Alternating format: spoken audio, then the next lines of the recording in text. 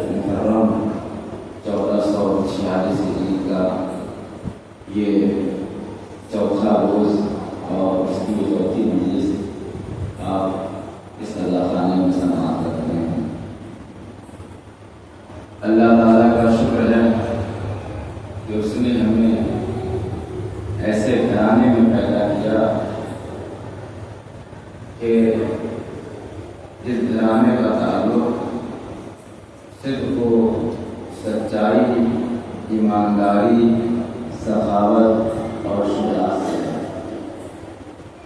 اور کہیں نہ کہیں ہمارا اور ہر وہ انسان جس کے دل میں محبت علیہ السلام پائی جاتی ہے، وہ ان تمام صفات کا کہیں نہ کہیں حامل ضرور ہے۔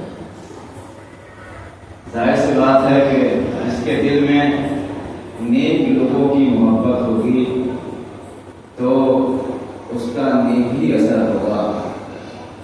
سورہ مبارکہ صف کی 2 آیتوں کے ذیل میں بعنوان محجوبیت، بعنوان آخرین منجی عالم اور وہ ذات مقدسہ کہ جو اس دنیا کو تمام تر برائیوں سے نکالنے والی ہے، تمام تر خرابیوں سے نجات دینے والی ہے، یعنی ہماری اور آپ کی مراد حضرت منجی عالم منتقم خون حسین ابن حضرت مہدی دور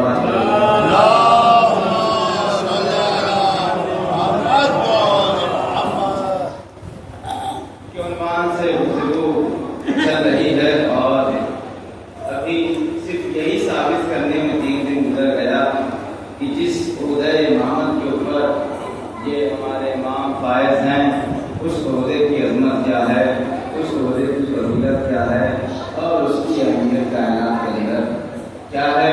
ایک مل جل کے عظمت محمد والے محمد جی پر صلوات کرتے ہیں۔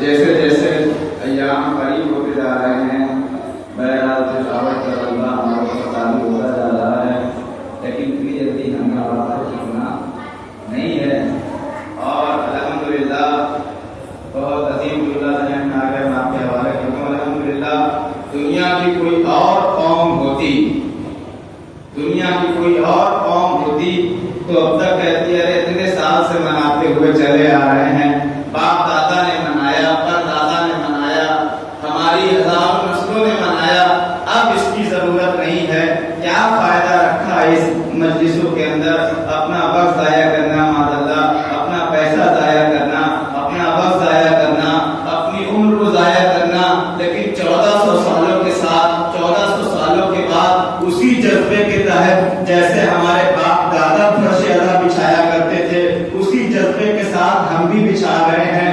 عزیزان محترم، میں ہر سال کہتا ہوں اور اس بار بھی کہوں گا، آپ دیکھیے کہ ہمارے جذبہ ولا میں، ہمارے جذبہ عزا میں ایک ذرہ برابر کمی نہیں ہوئی ہے، زیادتی ہوئی ہے۔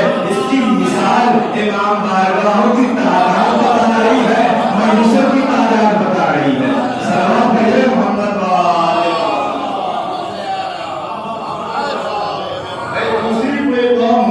تو اب تک اس سے منصرف ہو جاتی، تھک جاتی، تھک کے چھوڑ دیتی، لیکن ہماری وہ قوم ہے کہ میں دیکھ رہا ہوں جوانوں کے اندر اگرچہ فرش ادا پہ آ کر کے نہیں بیٹھتے، لیکن جذبہ اتنا زیادہ ہے کہ مجلسوں میں کیا بانٹ دیا جائے، کون سی سبیل لگا دی جائے، کیا اہتمام کر دیا جائے، کیسے سجا دیا جائے، کون سا نواب کر دیا جائے، وہی جذبے کے اندر بڑھتا جا رہا ہے، جذبے کے اندر کمی واقع نہیں ہو رہی۔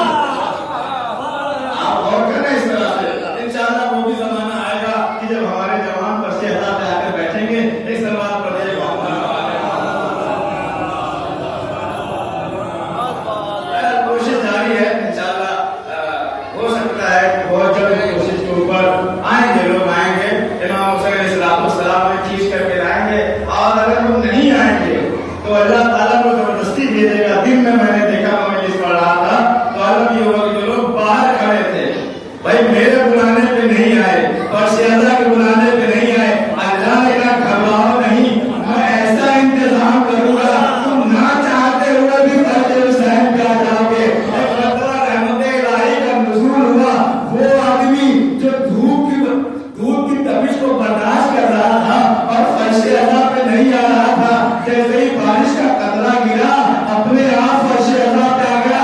جملہ سن لیجیے، جو آدمی ایسے نہیں آتا، اللہ نے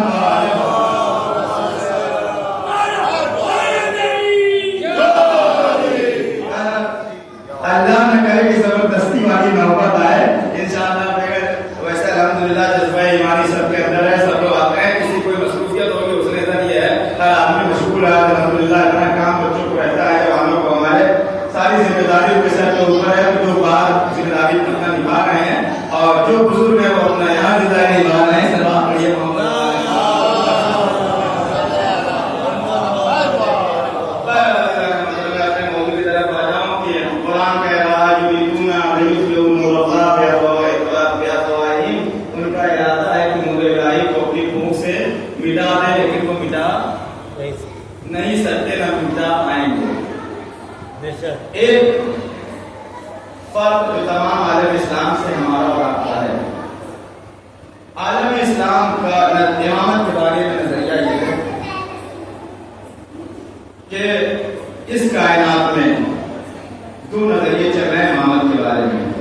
تمام مسلمانوں کا نظریہ یہ ہے کہ اللہ تعالیٰ نے اور رسول نے جب رسول اس دنیا سے جا رہے تھے تو آپ نے کسی کو اپنا ہادی، اپنا جانشین، اپنا خلیفہ نہیں بنایا.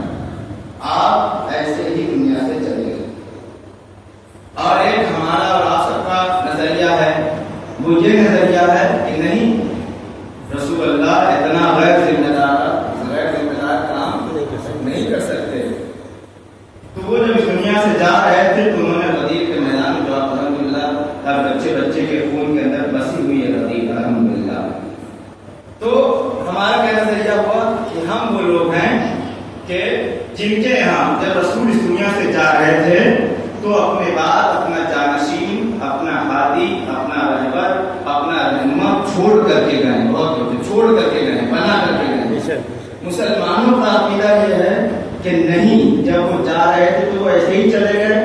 بعد میں لوگ سمجھ میں آیا کہ نہیں، ہادی کی ضرورت ہے، امت کیسے بنا ہادی ہے، لہٰذا ایک اپنا ہادی انہی لوگوں کے درمیان سے انتخاب کر دیا. یہ نظریہ میں نے آپ کے سامنے پیش کر دیا. اب آپ اس کو سماعت فرمائیں. عزیزان محترم، دیکھیے پھر وہی بات، کبھی کبھی ایسا ہوتا ہے کچھ چیز کو صحیح ثابت کرنے کے لیے بہت ساری چیزیں ہم غلط کر جاتے ہیں.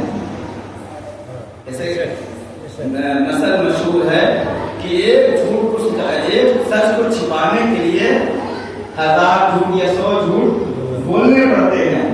ایک ہر بات کو چھپانے کے لیے کس کو پامال کر دیا. آپ دیکھیے اس عقیدے کے اوپر تمام مسلمان ثابت قدم ہیں ابھی تک. اور بڑے بڑے مولانا، مولوی، مجتہد، فقیہ، عالم سب اس بات کو مانتے ہیں کہ رسول اس دنیا سے چلے گئے اور کوئی ہادی آپ نے نہیں بنایا. اور اسی نظریے کو ماننے والے مولوی صاحب بھی تھے. اور ظاہر سی بات ہے بستی میں رہا کرتے تھے، بہترین نماز روزہ سارا کام کیا کرتے تھے. تو انہوں نے مطالعہ کر رہے تھے، پڑھ رہے تھے، پڑھتے انہوں نے یہاں پڑھا کہ سرکار دو عالم کو بھیڑ اور بکریوں کا بہت شوق تھا. بہت توجہ چاہتا ہوں، سرکار دو عالم کو بھیڑ اور بکریاں پالنے کا بہت شوق تھا. انہوں نے کہا کہ کتنا اچھا ہے، سرکار کی سنت کے اوپر عمل بھی ہو جائے گا اور انبیاء کا بھی یہ کام رہا ہے. اسی بہانے جو ہے تھوڑا سہرا کر ٹہل بھی لیں گے، صحت بھی صحیح رہے گی، دودھ بھی مل جائے گا اور سرکار کی سنت کے اوپر عمل بھی ہو جائے گا. ایک تیر سے 4-5 نشانے ہو جائیں گے. اور انہوں نے بکریاں پالا، 8-10 بکری لے آیا، پھر لے آئے. بہت توجہ چاہتا ہوں. اور لے آنے کے بعد اپنا دن بھر بکریاں چلاتے تھے. شام کو آ کر کے مکتب میں سارے بچوں کو پڑھاتے تھے. تو ان کے شاگردوں میں ایک شاگرد جو ہے ہم لوگ جیسا تھا، جو مجلسوں میں آتا جاتا تھا.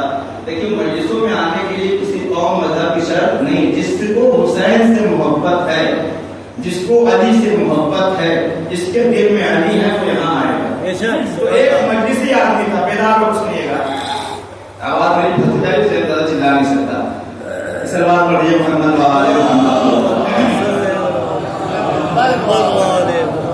آپ نظریہ کیا ہے کہ سرکار دو عالم اس دنیا سے چلے گئے، امت کو ایسے ہی چھوڑ دیا بغیر کسی ہادی، امام، رہنما، لیڈر کے. اب یہ مولوی صاحب دن بھر بکری چلاتے تھے، شام کو مکتب میں پڑھاتے تھے. اور کسی نے پوچھا ان سے، کہہ لگے ہاں یہ بات تو صحیح ہے، میں نے بھی پڑھی ہے کہ سرکار دو عالم ایسے ہی چلے گئے، بنا کسی کو ہادی بنائے، بنا کسی کو رہبر بنائے، بنا کسی کو امت کا ہادی بنائے، امت کو تنہا چھوڑ کر کے چلے گئے. سب بچے بات مان رہے تھے، وہ بچہ بھی مان رہا تھا، ہم بھی مان. ٹھیک ہے، مولوی صاحب کہہ رہے صحیح کہہ رہے ہوں گے.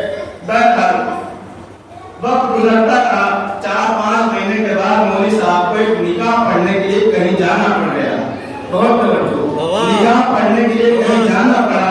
انہوں نے شام میں اپنے مکتب میں بچوں کو بلایا اور ایک بچے سے کہا تم بڑے ہوشیار ہو، بڑے ذہین ہو، دیکھو میں جا رہا ہوں. تو سلام پڑھیے محمد.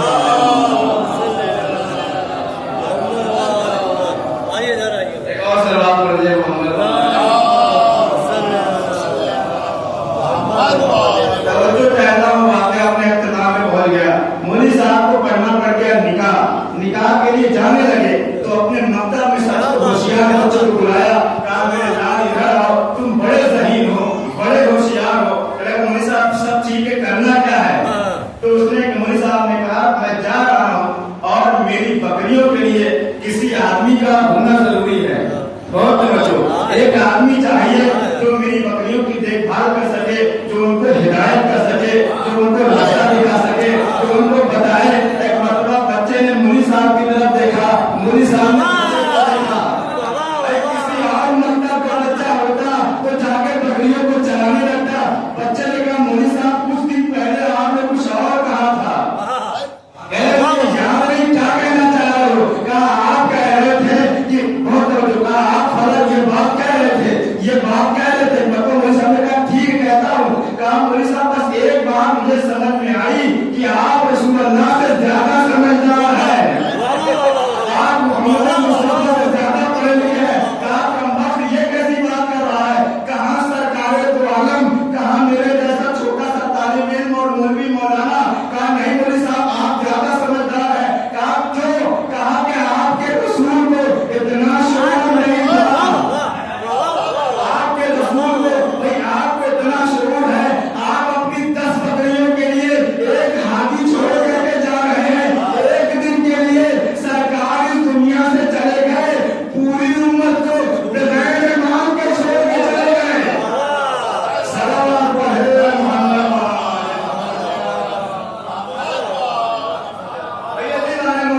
یہ مسئلہ وہاں کا تھا. اگر کوئی ہم سے پوچھے تو ہم بتائیں گے نہیں، سرکار نے ایک دو مرتبہ نہیں، جس دن سے اسلام کا اعلان کیا اسی دن سے مسیح کا بھی اعلان کر دیا. اور واقعہ ذوالشیرہ میں، واقعہ دعوت ذوالشیرہ کا وہ واقعہ یاد ہے کہ جب رسول نے فرمایا کہ جو بھی میرے اس کام میں میری مدد کرے گا میرا وسیع ہوگا، میرا جانشین ہوگا، میرا خلیفہ ہوگا.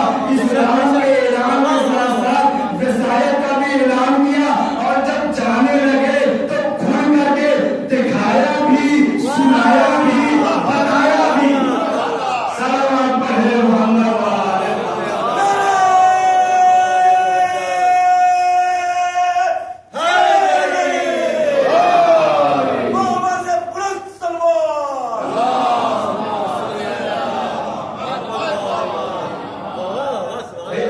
صرف یہ نہیں، جب حضرت ابو بکر اس دنیا سے جانے لگے اور ان کے بعد حضرت عمر آئے، جب وہ جانے لگے تو انہوں نے کہا کہ مجھے خطرہ ہے کہیں ایسا نہ ہو کہ میرے بعد قوم گمراہ ہو جائے.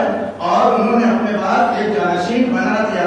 لیکن افسوس کی بات ہے کہ خلیفہ کو یہ شعور تھا، حضرت ابو بکر کو شعور تھا، عمر کو یہ شعور تھا، لیکن رسول کو یہ شعور نہیں تھا.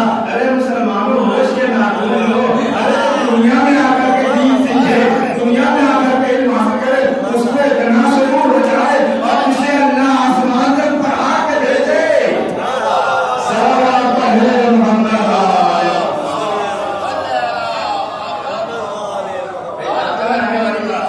اس میں کوئی اختلافی بات نہیں ہے، آدمی سمجھ سکتا ہے کہ جب میرے جیسا جاہل آدمی کو معلوم ہوتا ہے کہ اگر میں یہاں سے جا رہا ہوں تو کسی کو اپنی جگہ پہ چھوڑ جاؤں میں یہاں مجلس پڑھ سکے، اس میں جا نہیں ہوں.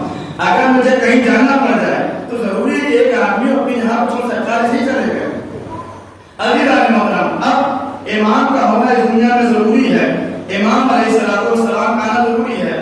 امام اگر اس کائنات میں نہ ہو تو عالم کیا ہوگا؟ کرمانا چکا ہو، کائنات تباہ و برباد ہو جائے گی، کائنات ختم ہو جائے گی، کائنات پلٹ جائے گی، زمین میں دھس جائے گی.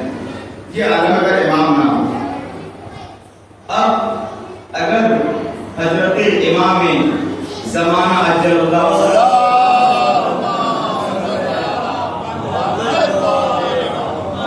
لیکن اصل گفتگو کا آغاز شروع ہو رہا ہے. اگر ہمارے یہ امام، اور میں ایک حدیث آپ کو سنا دوں کہ چھٹے امام امام جعفر صادق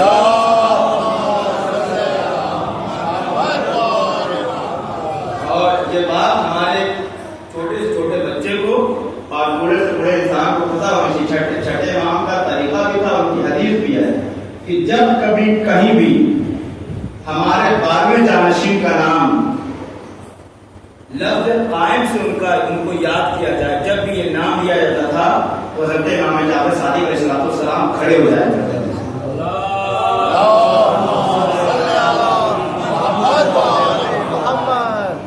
یہ سننے اور پڑھنے کی باتیں نہیں، عمل کرنے کی بات ہے. ایران وغیرہ میں جب بھی دعائیں رہے ہوتی ہے تو لوگ جب بھی یہ لفظ آتا ہے تو اس کے اوپر باقاعدہ کھڑے ہو، چھٹے امام کھڑے ہوتے تھے. تو یہ ہمیں یاد رکھنا ہے کہ امام کا اتنا اہتمام ہو رہا ہے. اب امام اصل گفتگو یہاں شروع. امام علیہ السلام اس کائنات میں ہیں، اور اگر امام نہ ہوتے تو کیا ہوتا؟ یہی میں آپ کو سمجھتا. اگر امام نہ ہوتے تو کیا ہوتا؟ قرآن کہہ رہا ہے بسم اللہ الرحمن الرحیم وما خلقت الجن والانس الا لیعبدون. ہم نے جنات اور انسانوں کو پیدا کیا کہ وہ ہماری عبادت کر سکیں. اللہ نے قرآن میں فرما دیا کتنے لوگ عبادت کر رہے ہیں. اس کائنات میں کتنے لوگ عبادت کر رہے ہیں جیسا اللہ چاہتا ہے. جتنے مسلمان اس وہی تو کر رہے ہیں، باقی جو مسلمان نہیں ہیں وہ اللہ کی ویسی عبادت نہیں کر رہے ہیں. یہ آیت ابھی باقی، یعنی یہ آیت جو مقصد ہے وہ بھی مقصد پورا نہیں ہوا. آیت ہے نا کہ وما خلقت الجن، میری تو آپ کے بات پہنچ رہی نہیں پہنچ رہی ہے. وما خلقت الجن والانس الا لیعبدون. ہم نے جنات و انسان پیدا کیا وہ ہماری عبادت کریں. عبادت تو صرف ہم آپ کر رہے ہیں، انسان کے اندر تمام انسان شامل ہیں. اس کا مطلب یہ آیت ابھی اپنے مصداق تک یعنی مکمل نہیں ہوئی ہے، اس کے اوپر پورا عمل نہیں ہوا ہے. دوسری آیت سنیے قد افلح المؤمنون. مومنین کامیاب ہو گئے یا ہو جائیں گے؟ کہاں مومن کامیاب ہے؟ ہر جگہ مومن ذرا پریشان ہے، اس کا حق مارا جا رہا ہے، لوٹا جا رہا ہے، پریشان کیا جا رہا ہے، مومن کو دبایا جا رہا ہے. پوری دنیا میں ایران کے علاوہ کئی مومن کی حکومت ہے جو بالکل مرکوز ہے آپ کے ذہن میں. سوال پڑھیے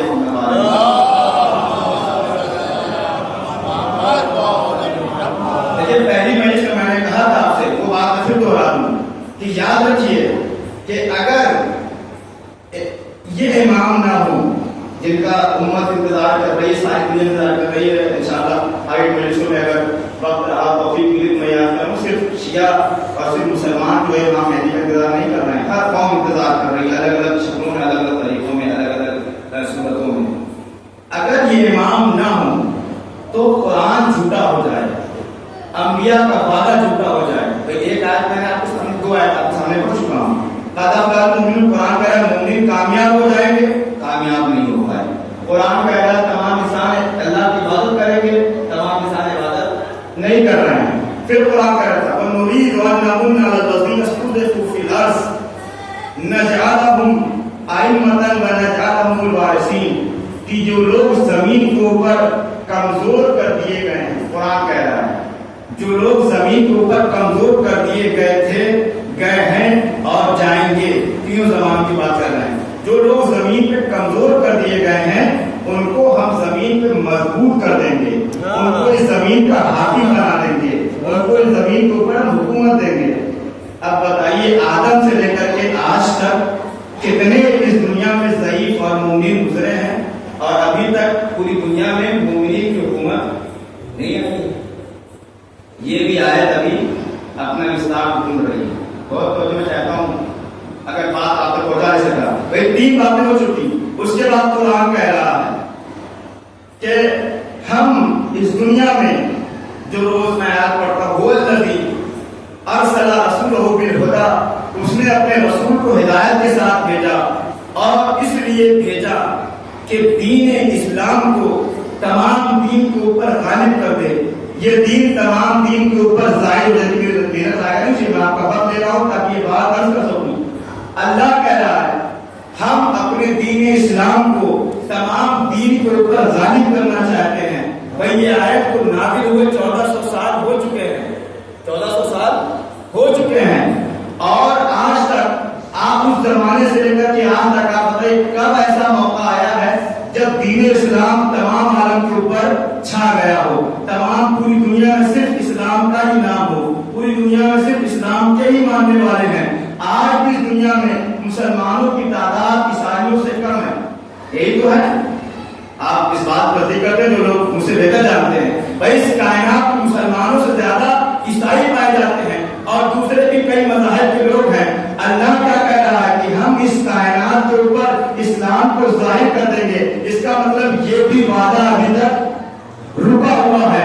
آدم علیہ السلام کمزور تھے, ان کو حق نہیں ملا. نوح علیہ السلام کے اوپر پتھر مارا گیا, اس کا بدلہ نہیں لیا گیا. ابراہیم علیہ السلام کو آگ میں پھینکا گیا, اس کا بدلہ نہیں لیا گیا. موسیٰ علیہ السلام کو دریائے نیل کے حوالے کیا گیا فرعون کی وجہ سے. موسیٰ کی وجہ سے فرعون کی وجہ سے ان کا منہ جلا, فرعون کی وجہ سے ان کو قتل کرنے کی کوشش کی گئی. اپنے شہر سے نکل کر دوسرے شہر جانا پڑا. بھائی نمرود کا ابراہیم علیہ السلام کا حق ابھی باقی ہے. جرجیس علیہ السلام کو پیڑ کے اندر کاٹ دیا گیا, حق باقی ہے. یحییٰ علیہ السلام کو قتل کر دیا گیا, حق باقی ہے. عیسیٰ علیہ السلام کو مجبوری کے تحت آسمان پہ جانا پڑا, حق ابھی باقی ہے. یہ سارے حقوق باقی ہیں. اس کا مطلب یہ ہے کوئی تو ایک ایسا ہونا چاہیے,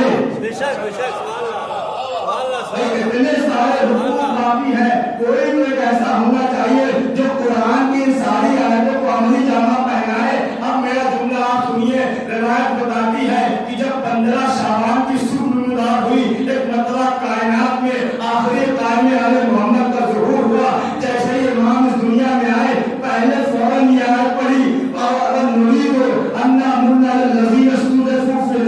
یاد رکھو اس زمین کے اوپر جن کو کمزور بنا دیا گیا تھا, اللہ انہیں حاوی بنائے گا, ہادی بنائے گا, انہیں حکومت دے گا, انہیں طاقت دے گا. عزیزان محترم, یہ دعویٰ ابھی تک رکا ہوا ہے کہ وہ زمانہ آنے والا ہے جب یہی منجی عالم خانہ کعبہ کے اوپر ایک لگائے ہوئے بیٹھے ہوں گے اور آواز دیں گے, جان حق بذاکر باطل ان الباطل کانا ہوگا.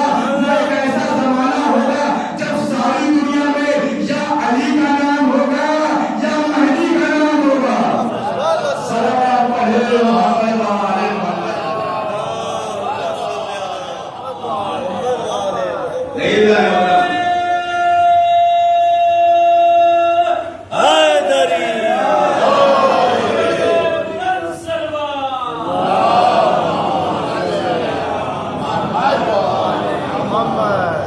حضرت آدم علیہ السلام سے لے کر عیسیٰ علیہ السلام سب کے ساتھ ظلم ہوا ہے. ہر آدمی تحقق پانا چاہتا ہے. وہ حق کون دلائے گا؟ یہ آئیں گے امام استغفر اللہ تعالیٰ فرماتے ہیں. اور ایک بات میں عرض کر دوں, یریدون ان یطفئوا نور اللہ بافواہہم, کہ وہ اللہ کے اس نور کو مٹانا چاہتے تھے. اللہ نے انتظام کیا اور دشمن کو ایک بار موقع دیا, اور وہ پہلے دن والی بات ہے, ارادہ الہی اور ارادہ خدا, ارادہ مخلوق. آپ دیکھیں کہ حضرت موسیٰ علیہ السلام اس نور کی صرف ایک ہلکی سی جھلک تھے. بہت بہت چاہتا ہوں, اس نور الہی کی صرف ایک جھلک کہتے ہیں, ایک جھلکا کہتے ہیں, ایک ہلکی سی روشنی کہتے ہیں. اللہ تعالیٰ نے کیا بات قرآن مجید میں, یریدون لیطفئوا نور اللہ بافواہہم, کہ ان کا ارادہ ہے کہ نور الہی کو اپنی پھونک سے مٹا دیں. یہ آدمی پھونک سے مٹانے کے لیے اس نے چراغ مٹا دیا. کہ چراغ پھونکا بجھ گیا تو اس کی اوقات بڑی, اس کی ہمت بڑی, جرأت بڑی, آ گیا سورج کو مٹانے کے لیے. اب آپ انصاف سے بتائیے, ہنومان جی تو آپ نہیں ہیں کہ نہیں مٹا پائے تو کھا گئے. سلام پڑھیے محمد علیہ محمد. بھائی سورج کو مٹانے کے لیے پھونک پھونک کر کے مر گیا لیکن مٹا نہیں سکا. بھائی یہ اسی کی مثال ہے جو نور الہی کی ایک روشنی کو مٹانا چاہتا تھا. بھائی فرعون نے 70,000 بچوں کو ذبح کر دیا صرف اس بنیاد کے اوپر کہ موسیٰ اس دنیا میں نہ آنے پائے, موسیٰ اس دنیا میں نہ آنے پائے. یہی حال ہمارے امام کی ولادت کے وقت تھا. تمام بنی عباس, تمام بنی امیہ, تمام ظالم, تمام جاہل, تمام دنیا والے یہ کوشش کر رہے تھے کہ یہ مہدی موعود اس دنیا میں نہ آنے پائے, یہ منجی عالم اس دنیا میں نہ آنے پائے, آدم کا وارث دنیا میں نہ آنے پائے, نوح کا وارث دنیا میں نہ آنے پائے, موسیٰ کا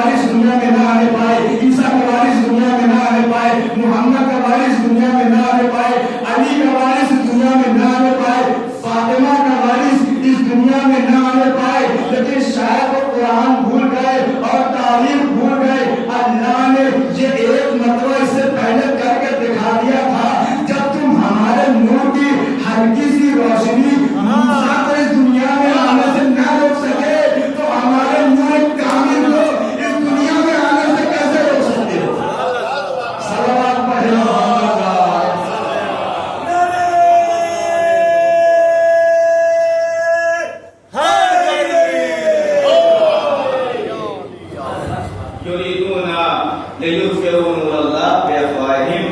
और मोहतरम 15 शाबान को ये माह मुनव्वर, ये बदर कामिल, ये ज़हरा का लाल और मुंतकी महबूब हुसैन इब्न अली इस दुनिया में तशरीफ लाया।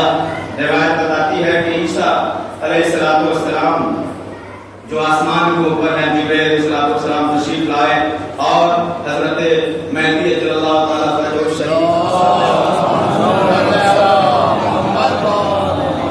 लेकर के आप आसमान पे चले गए। और मैं कल अर्ज करूंगा इमाम अलैहिस्सलाम के वजूद के ऊपर दलीलें क्या है, उनके तूल उम्र के ऊपर और उनका इस कायनात में होना कितना जरूरी है। अगर वो ना होते तो, अगर वो नहीं होंगे तो कुरान अपनी अहमियत खो देगा। कुरान के अंदर अल्लाह ने 1000 बातें की हैं, तो सब बातें धरे के धरे रह जाएंगे अगर इमाम ज़माना ना हो। हर कमजोर आपके ऊपर कोई मुश्किल आती है तो आप यही तो कहते हैं कि और मैं कर दूं कि अपने नौजवान भाई को बताया किसी बुनियाद के ऊपर कि हजरत मूसा अलैहिस्सलाम, ये आखिरी बात मैं इस बार नहीं करना चाहता लेकिन कर दूं कि हजरत मूसा अलैहिस्सलाम का ये वाक़या आपने सुना होगा। और मेरे हर तमाम भाइयों को जो इमाम मेहदी अलैहिस्सलाम की ग़ैबत के ऊपर यकीन रखते हैं, उनके आने का इंतजार करें, उनके लिए मैं ये बात पढ़ रहा हूँ कि इमाम अलैहिस्सलाम हमारी और आपकी सबकी हर वक्त हिफाजत करते हैं। कुरान कहता है कि एक दिन मूसा अलैहिस्सलाम का एक चाहने वाला और फिरौन के चाहने वाले के आपस में लड़ाई हो रही थी, मारपीट हो रही थी। मसला यह था कि फिरौनी मूसा अलैहिस्सलाम के चाहने वाले के ऊपर गालिब था, कॉलर पकड़े हुए था, जमीन के ऊपर गिराया हुआ था और उसको मार रहा था।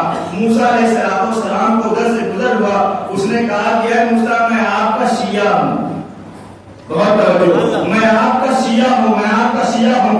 कुरान के जुमले बताओ, मूसा अलैहिस्सलाम करीब आए, ये नहीं देखा हक के ऊपर कौन है, बातिल के ऊपर कौन है। मूसा जानते थे कौन हक के ऊपर है, अली वाला हक के ऊपर होगा, शिया हक के ऊपर होगा। मूसा अलैहिस्सलाम, कुरान कहता है मूसा ने उस फिरौनी को पकड़ा और एक घुसा मारा, वो वहीं के ऊपर जहन्नम चला गया, वहीं के ऊपर मारा गया, वहीं के ऊपर मार दिया गया। अजीज आले मोहतरम, अब ये कैसे मुमकिन है कि मूसा अपने शिया की मदद करे और अली और नबी और हसन असरी और जाफर सादिक अपने शियों को ऐसे छोड़ दे? मैंने पहले कहा, आज भी कहा, अजीज आले मोहतरम, आप इस दुनिया में सही सालिम है, खुल करके मजलिसें कर रहे हैं, खुल करके मातम कर रहे हैं, खुल करके सर उठा के जो जी रहे हैं, इसकी वजह कोई और नहीं, मुंतकिम खून हजरत इमाम मेहदी अल्लाह ताला फजल करीम।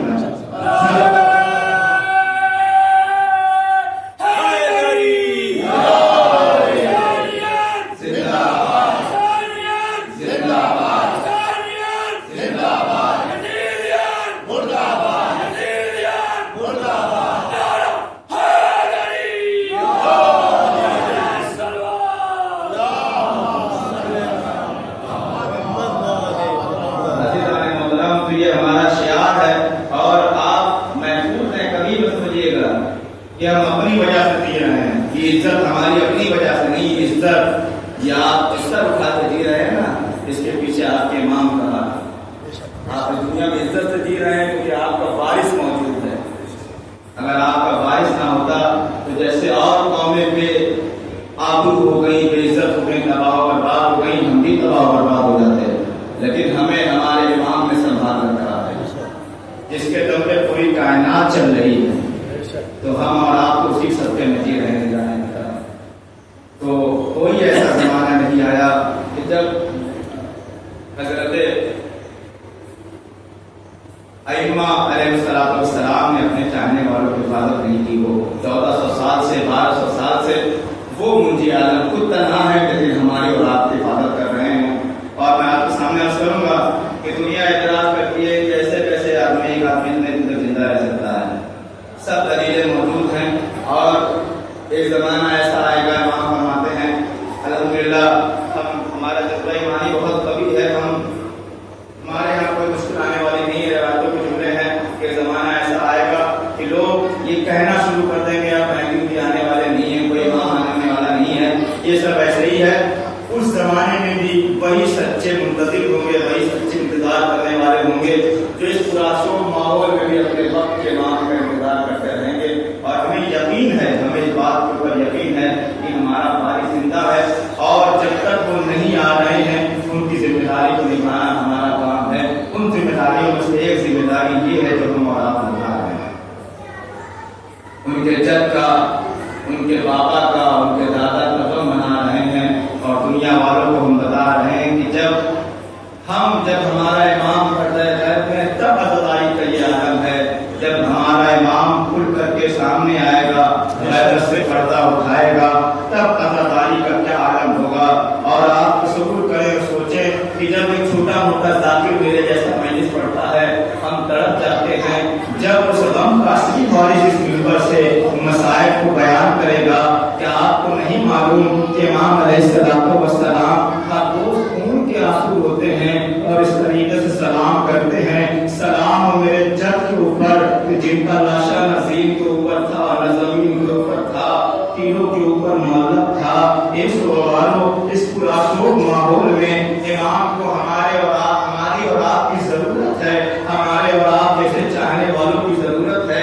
اس کو ہم حبیب جیسے تو کر ہی سکتے ہیں. کون حبیب تھے؟ حسین نے ایسے مقام پہ, ایسے موقع پہ حبیب کو بلایا دنیا میں جہاں تمام مسلمان حسین کو تنہا چھوڑے جا رہے تھے. بچپن کے ساتھی نے جیسے ہی پر پڑھا ایک مرتبہ رونے لگے, ہائے میرا آقا, ہائے میرا مولا دشمنوں کے دعوے میں گھرا ہوا ہے اور مجھے مدد کے لیے پکار رہا ہے. اپنی زوجہ سے کہا کہ تمہارا کیا ارادہ ہے, اپنی زوجہ سے کہا تمہارا کیا ارادہ ہے. کہا کیا خط آیا ہے؟ کہا حسین ابن علی کا خط آیا ہے اور انہوں نے خط میں لکھا ہے اے حبیب ہم کربلا کے میدان میں گھیر لیے گئے ہیں. حبیب ہم تنہا نہیں ہیں, ہمارے ساتھ ہماری بہنیں بھی ہیں, ہمارے ساتھ ہماری بیٹیاں بھی ہیں. اے حبیب کربلا کے میدان میں ہم اکیلے نہیں آئے ہیں. اے حبیب اگر تم جانتے ہو ہماری قرابت رسول اللہ سے کیا ہے. خط میں جو جملہ امام حسین نے لکھا, کہا کہ اگر آپ اس جملے کو محسوس کر لیں امام حسین کی غربت آپ کو سمجھ میں آ جائے گی. آپ دیکھیں کہ کب آدمی حوالہ دیتا ہے اپنی غربت کا, کب حوالہ دیتا ہے. امام حسین نے خط میں لکھا سلام ہو حسین ابن علی کی طرف سے حبیب ابن مظاہر کے لیے کہ جو عالم فقیہ ہیں, رجل فقیہ ہیں. اور اس کے بعد کا حبیب تم جانتے ہو کہ ہماری نسبت رسول اللہ سے کیا ہے. یہ بات یہ آپ کیوں کہہ رہے ہیں. کہا حبیب تمہیں یاد دلا رہا ہوں دنیا ہماری نسبت کو بھول گئی ہے. دنیا بھول گئی ہے کہ ہم نواسہ رسول ہیں. دنیا بھول گئی ہے کہ زینب رسول کی بیٹی ہے. دنیا بھول گئی ہے کہ ہم نواسہ رسول ہیں. کہا حبیب تم جانتے ہو کہ ہماری نسبت رسول اللہ سے کیا ہے. اور اس کے بعد کہا حبیب اگر تم ہمارے لیے قربانی دو گے تو اس کی جگہ تمہیں محشر میں میرے نانا رسول خدا دیں گے. اے میرے مولا حبیب سے ایسی باتیں کہہ رہے ہیں. کہا میں حبیب کے لیے نہیں کہہ رہا ہوں, یہ امت کے لیے کہہ رہا ہوں کہ مجھے اپنا نہ چھوڑے. جزاکم اللہ. خدا کوئی بندہ ہے سوائے بندے مظلوم کربلا کے. اور ذاکرین پڑھتے ہیں اس خط میں ایک جملے کا اور اضافہ کیا گیا تھا کہ جب امام حسین نے خط لکھ کے تمام کر دیا, ایک مرتبہ شہزادی زینب قریب آئیں اور آنے کے بعد کہتی ہے بھیا کیا کر رہے ہیں آپ. کہا بھیا کیا اس عالم غربت میں ہمارا کوئی نہیں ہے کیا. یزید کی فوج میں اضافہ ہوتا چلا جا رہا ہے, ہماری مدد کے لیے ایک بھی آدمی نہیں آئے گا, ہم اکیلے یہاں مارے جائیں گے, ہم اکیلے تنہا رہیں گے, بھائی کسی کو تو بلائیے. تو ان کے کہنے پہ امام حسین نے خط لکھا.